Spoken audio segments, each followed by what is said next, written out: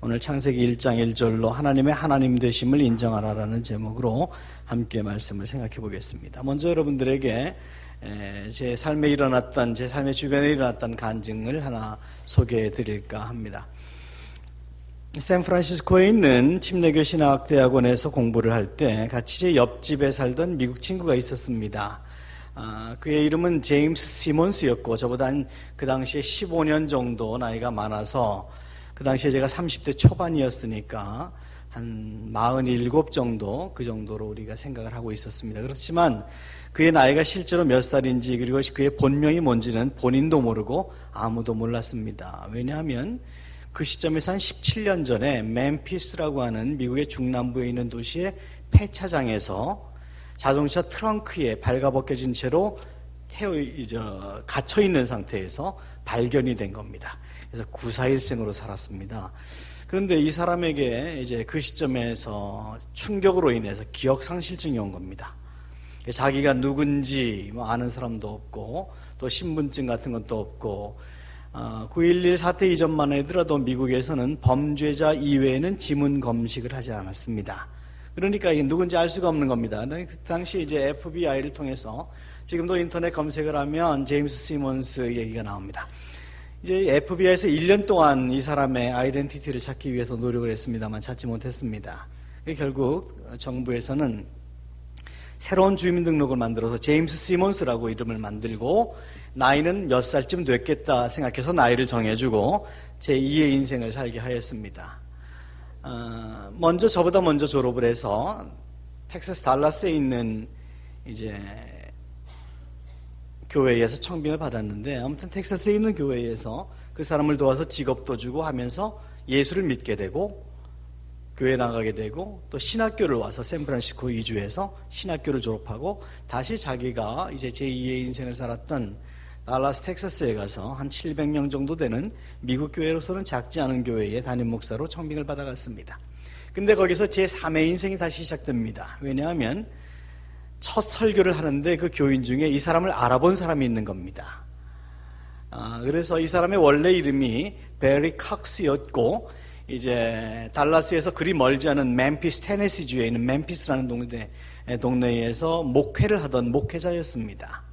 젊은 목사였는데 자기는 그것도 기억하지 못하고 자기가 예수를 믿었었다는 것도 기억하지 못하고 다시 예수를 믿게 된 거고, 근데 그 당시에 교인이었던 사람이 달라스로 이사를 와서 이제 교회 생활을 하다가 자기가 교회 생활하는 교회의 첫 담임 목사로 온 이제 베리 칵스를 알아보게 된 겁니다.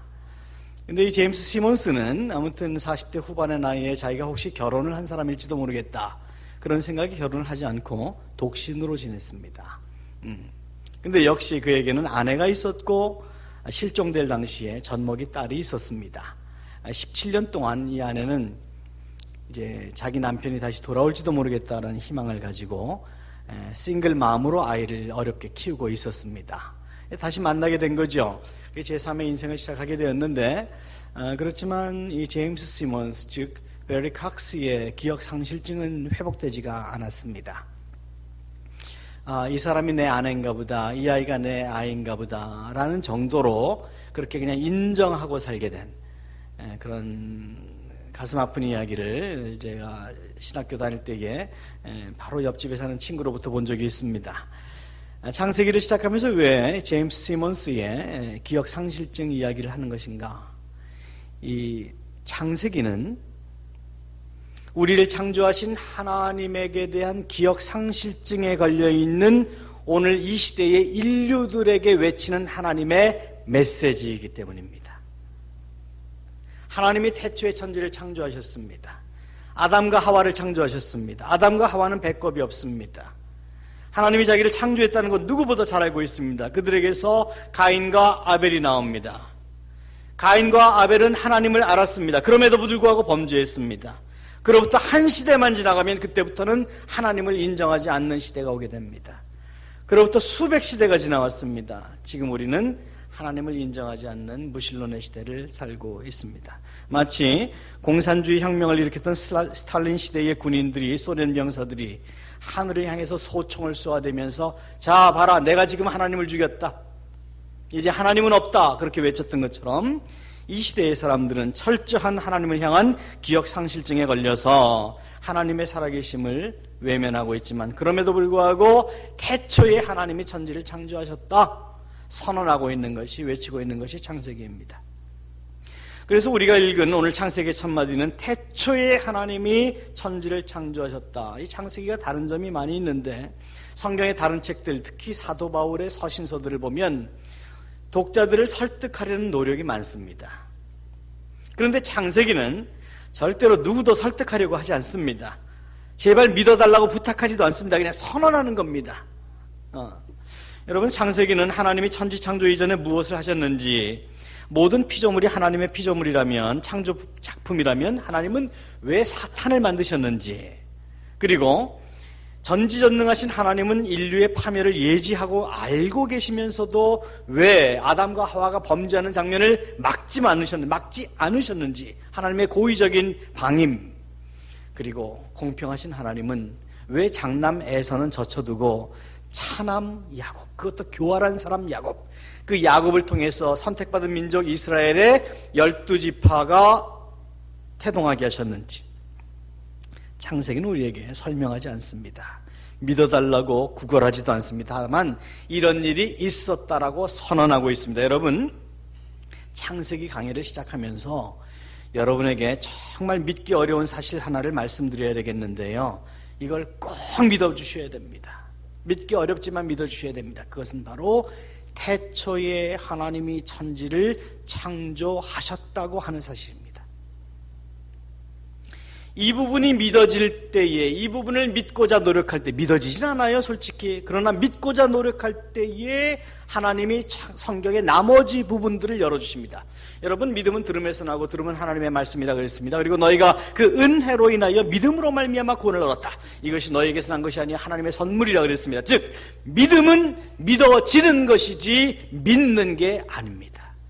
여러분이 아무리 노력해보세요, 믿어지나 안 믿어집니다.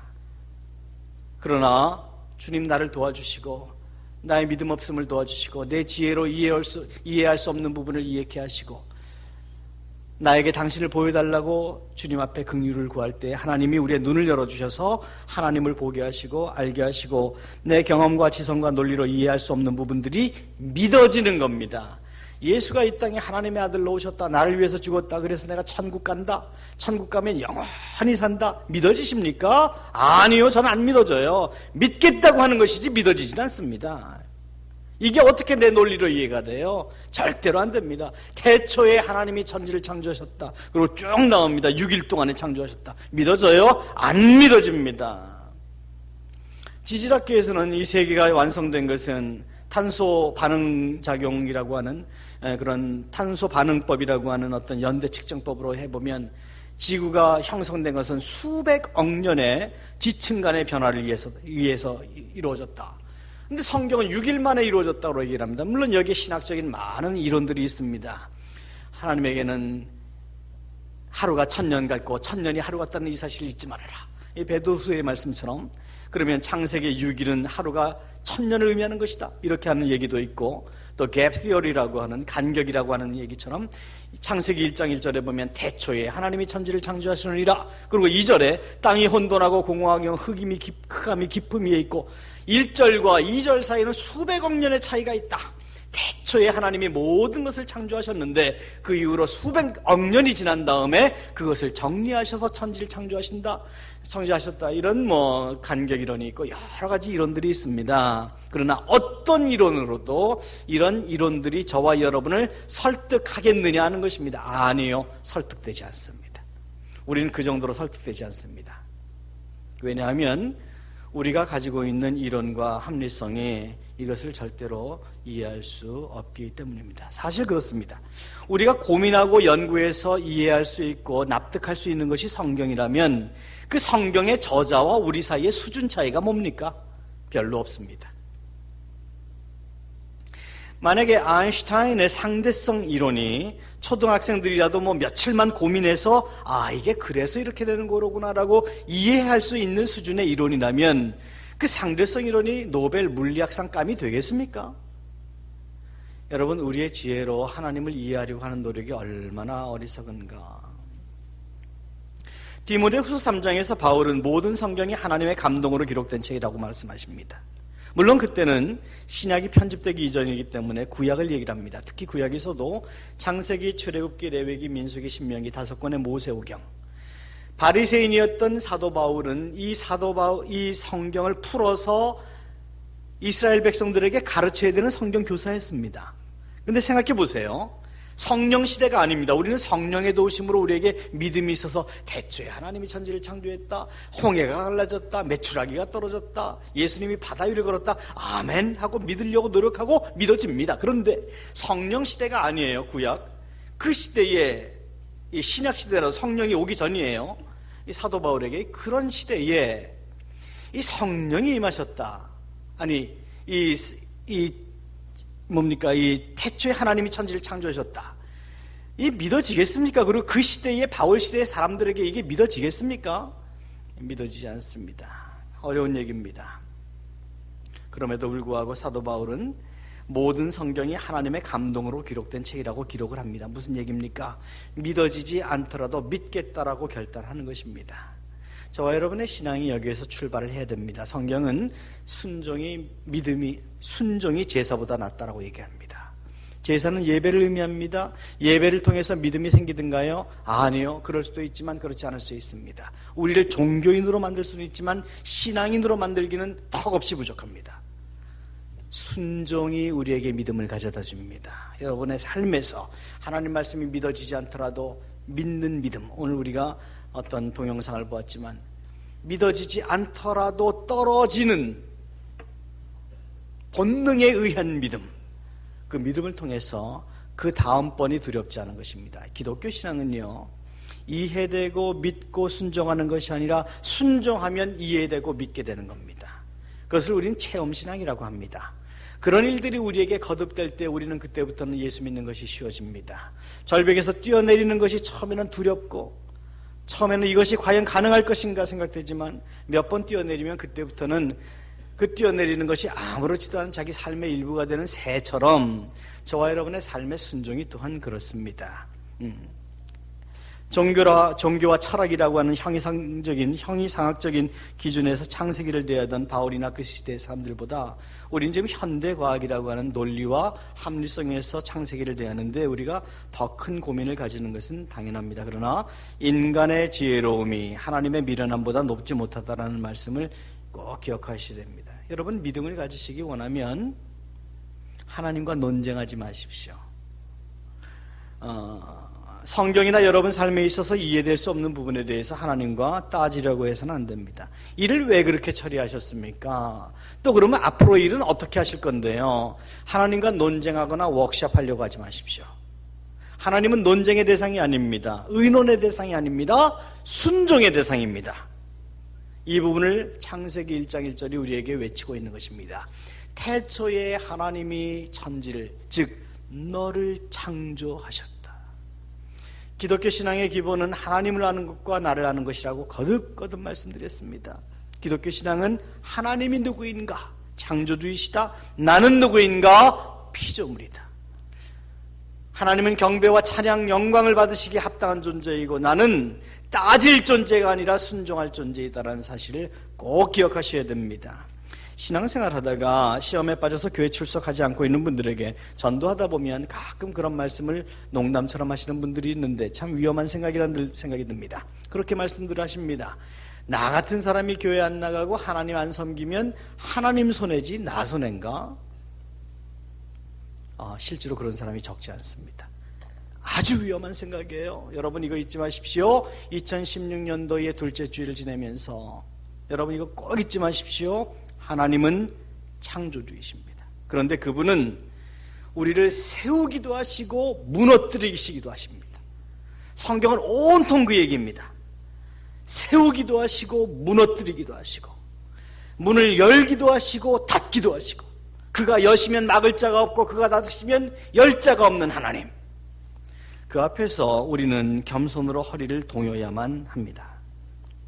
엄격하게 말해서 하나님은 제발 자기를 믿어달라고 사정하셔야 되면 아무런 이유가 없으신 분입니다. 창조주가 사정하실 이유 없습니다. 사정할 이유는 우리에게 있습니다.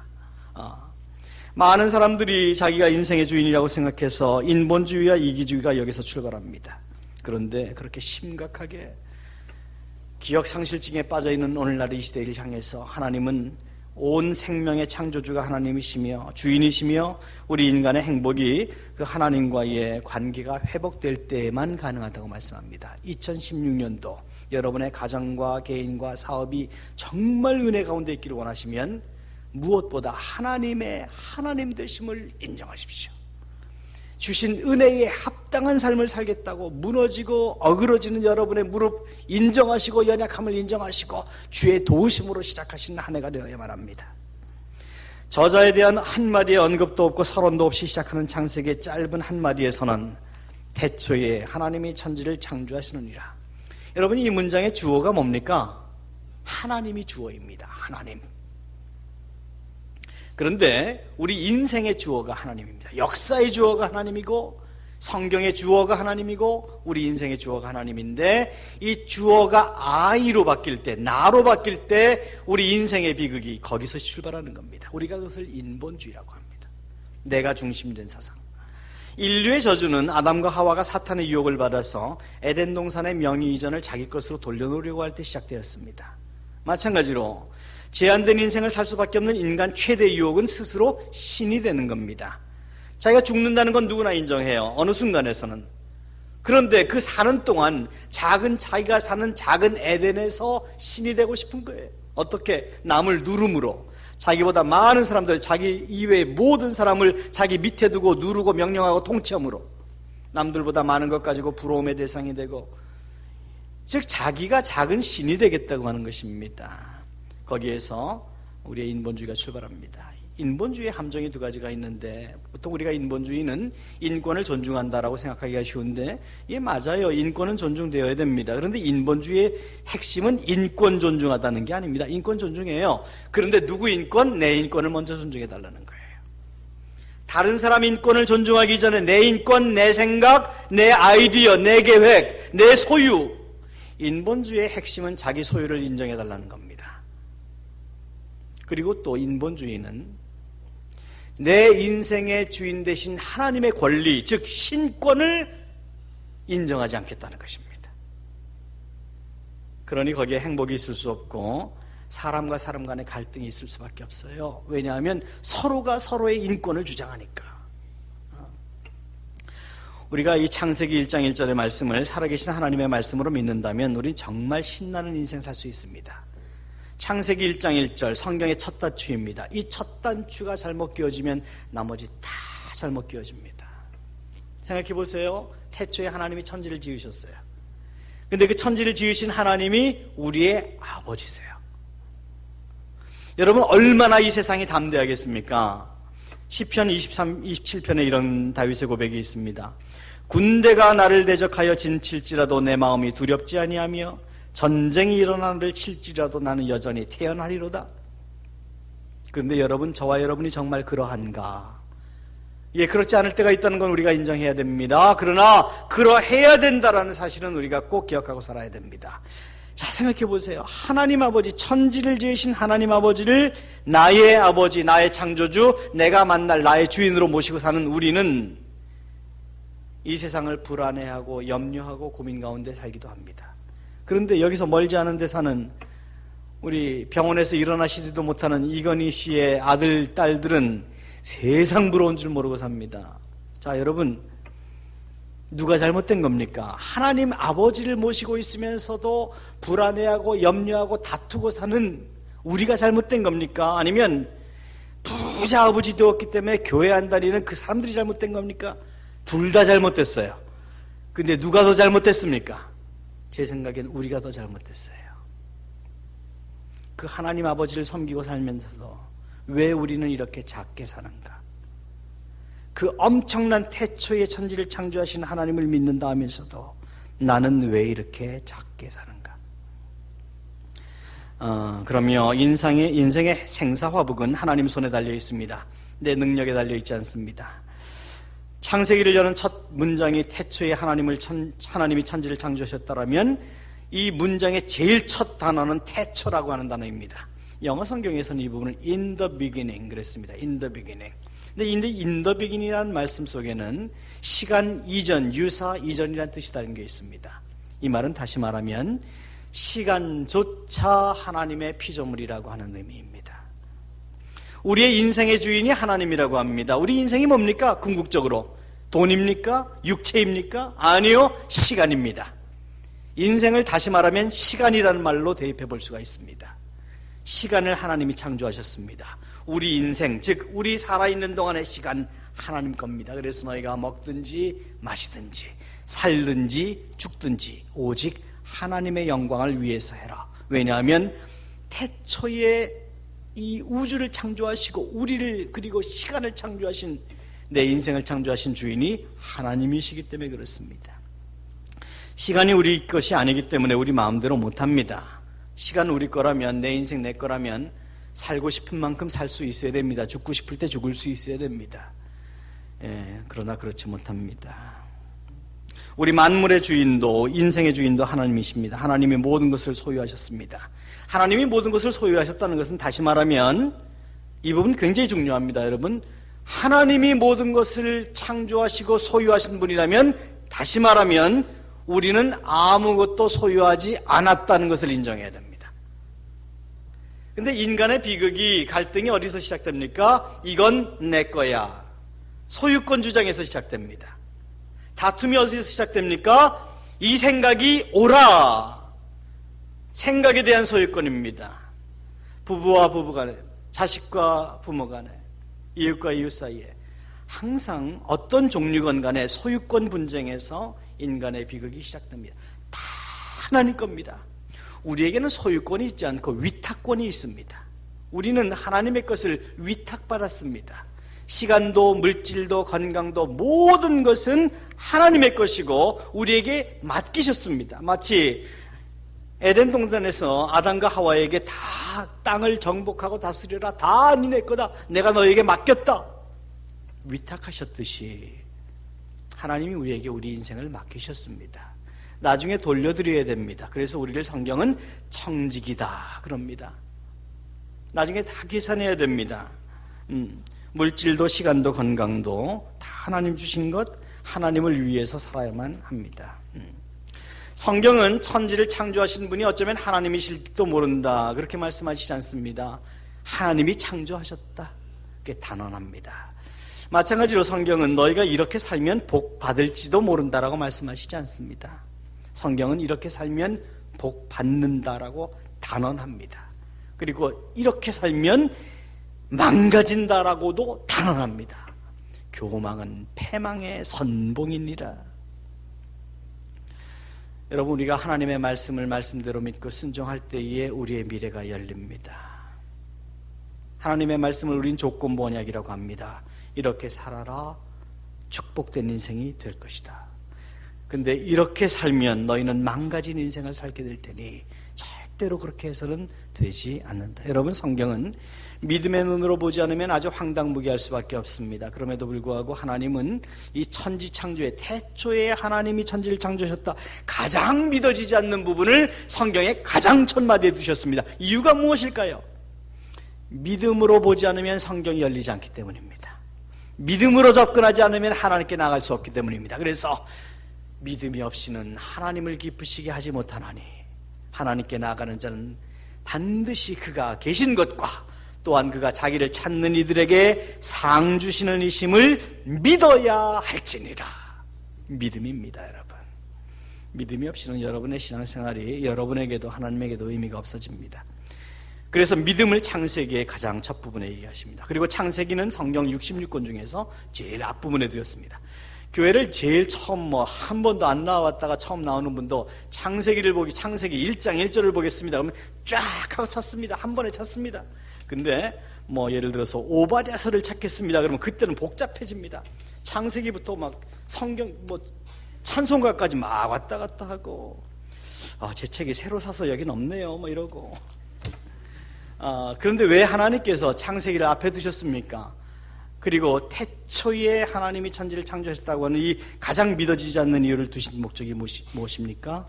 믿음입니다. 믿어지지 않더라도 믿겠다라고 결심하고 자기의 믿음 없음을 인정하고 하나님 앞에 믿음을 구하라 하는 것입니다. 그런 믿음을 우리가 어떻게 얻게 되었습니까? 로마서 8장에서 바울은 하나님을 사랑하는 자, 곧 그 뜻대로 부르심을 입은 자들에게는 모든 것이 합력해서 선을 이룬다 그랬습니다. 그 뜻대로 부르심을 입은 자들이 하나님을 사랑한다 그랬습니다. 즉 저와 여러분이 하나님을 사랑합니다, 말씀을 믿으려고 노력하고 믿습니다, 우리에게서 하는 것이 아니다 그랬습니다. 자랑하지 말라 했습니다. 가끔 보면 우리 교회는 그런 분들이 계시지 않지만, 나는 이렇게 기도를 열심히 하는데 당신은 모태신앙이라면서 왜 그렇게 기도도 안 하고 신앙생활이 그렇습니까? 모태신앙이니까 신앙생활을 못하죠. 근데 여러분, 우리에게 그런 자랑할 권리가 없다 했습니다. 성경은 믿음이 너희에게서 난 것이 아니요 하나님의 선물이니 그 믿음 가지고 네 믿음 자랑하지 말고 하나님 자랑해라. 선물 주신 하나님 자랑해라. 그래서 신앙생활하면서 남들에게 자기의 믿음을 스스로 자랑하는 사람들은 자기 믿음 없다를 자랑하는 것이라고 보시면 됩니다. 믿음을 자랑하는 것이 아니라 교만을 자랑하는 것이라고 보시면 됩니다. 우리 입술에서 오직 자랑받으실 분, 영광받으실 분은 하나님이세요. 우리가 하나님을 사랑하는 것도 그분의 말씀에 전적으로 순종하는 것도 자의적인 결단이기 이전에 은혜로 된 것임을 알아야 합니다. 태초에 하나님이 천지를 창조하셨다. 주어는 하나님입니다. 창세기는 신학적이나 과학적인 그런 접근 방법으로 이해하고 해석하려고 하면 문제가 풀리지 않습니다. 주어가 하나님이시기 때문에 그 하나님 돼서 이 땅에 오신 예수 그리스도를 열쇠로 풀어야 된다고 일전에 말씀드린 적이 있습니다. 근데 많은 사람들이 인생의 주인이 자기라고 생각합니다. 그래서 자기중심적인 신앙생활을 합니다. 우리가 삶을 살아가다 보면 사회에서건 교회에서건 가정에서건 가끔 말이 통하지 않을 때가 있습니다. 내가 아무리 객관적인 시각에서 내가 나를 비우고 저 사람의 시각에서 보려고 해도 얘기가 안 통할 때가 우리가 살다 보면 항상 있습니다. 왜 그렇습니까? 자기 중심적으로 생각하기 때문입니다. 사고방식이라고 하는 것은 사고의 틀이라고 하는 얘기입니다. 사고의 액자입니다. 액자 속에서 자기를 벗어나지 못하게 하는 것을 사고방식이라고 합니다. 그 틀에서 벗어나지 못하니까 상대방의 시각에서 문제를 보지 못하고 결국 설득이 불가능한 사람으로, 고집스러운 사람으로 살게 되는 경우가 있습니다. 성경은 하나님의 백성들이 축복된 인생을 살 수 있도록 하시기 위해서 우리에게 주신 책입니다. 그 중에서도 시편은 하나님의 백성이 축복된 인생을 살기 위해서는 어떤 모습으로 살아야 되는가, 그 부분에 대해서 말씀을 하고 있는데, 우리가 시편, 그 중에서 오늘 창세기 1장 1절을 봤는데요, 시편에서도 1편 1절에 이런 말씀이 있습니다. 우리가 한음성으로 함께 읽겠습니다. 복 있는 사람은 악인들의 꾀를 따르지 아니하며 죄인들의 길에 서지 아니하며 오만한 자들의 자리에 앉지 아니하고, 파워포인트 그대로 두시고 잘 보셔야 됩니다. 복 있는 사람은 단수를 사용했습니다. 그 다음에 나오는 악인들, 죄인들, 오만한 자들 전부 다 복수입니다. 이유가 무엇일까요? 그들은 수가 많을 것이다. 그들은 강할 것이다. 그들은 너를 두렵게 할 것이다. 그러나 두려워해서는 안 된다라는 것입니다.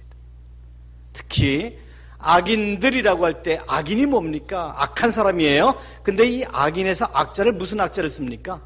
한자를 보시면 여기에서 악자는, 한자를 올려주시면 좋겠는데, 자기 아의 마음 심자가 악자입니다.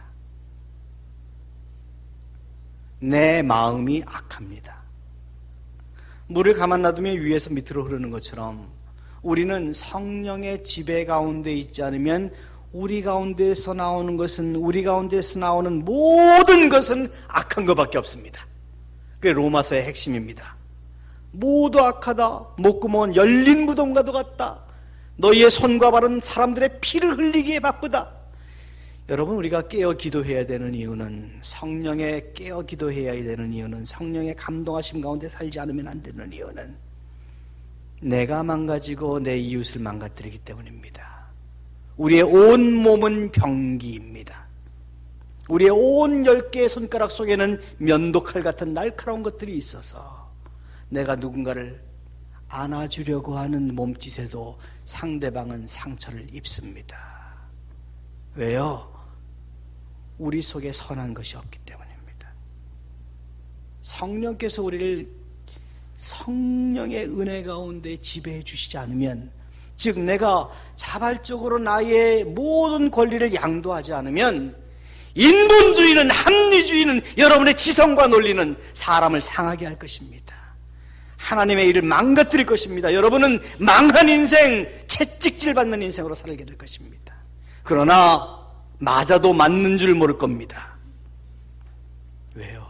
죄의 눈이 어두워져서 하나님의 교회를 상하게 하고 상대방을 아프게 하고, 그러면서도 자기가 맞는 죄에 대해서, 대가에 대해서도 깨닫지 못하고 눈이 어두워져서.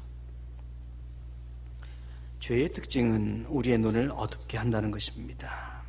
그러나 하나님이 우리에게 오시면 눈이 열리고 하나님이 보이고 창세기가 보이고 은혜가 보입니다. 인본주의는 크게 보면 우주의 중심에 인간이 서겠다는 것이고, 협소한 시각에서 보면 내 삶의 보좌에 내가 앉겠다는 겁니다. 하나님을 밀어내겠다고 하는 겁니다. 여러분, 사실 우리가 하나님이 통치하시는 삶을 살기를 원하면서도 자기도 모르게 우리 속에 인본주의에 꿈틀거리는 괴물들이 있을 수 있어요. 근데 여러분, 이것을 조금 역사적으로 보면 나도 무관하지 않다는 것을 발견하게 됩니다. 이런 인본주의는 기독교가 핍박받던 시대에 세워진 것이 아니고, 기독교가 가장 꽃 피우던 시절, 주 313년에 콘스탄틴의 밀라노 칙령으로 인해서 핍박받고 지하동굴에 숨어있던 기독교인들이 지상으로 올라오고 명예와 권력과 물질을 거머쥔 다음부터 시작되었습니다. 중세 캐톨릭의 부패성에 대해서는 우리가 잘 알고 있습니다. 면죄부를 팔고, 면죄부가 기독교 캐톨릭의 가장 최악의 상황은 아닙니다. 십자군 전쟁이 오히려 더 안 좋은 그런 죄의 결과입니다. 눈이 어두워지니까 면죄부가 죄인 것도 보이지 않고 십자군 전쟁이 잘못된 것도 보이지 않습니다. 십자군 전쟁 중에서 가장 형편없는 작품이 어린이 십자군 전쟁입니다. 회교도에게 뺏겼던 예루살렘을 탈환하겠다고 십자군들을 보냈습니다. 용병을 사서요. 그 용병에게 돈을 주기 위해서 면죄부를 팔았습니다. 근데 가는 족족 다 망하고 이기지를 못해요. 눈이 어두워진 교황청, 무슨 생각을 했습니까? 죄 있는 어른들을 보내서 그렇다. 이제는 그러면 죄 없는 아이들을 보내자. 13세 이하의 아이들을 7척의 배에 나누어서 예루살렘을 탈환하라고 보냈습니다.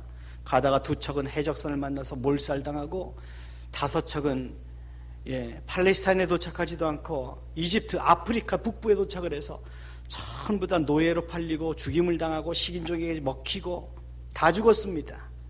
이런 일들이 왜 생기는 겁니까? 인본주의.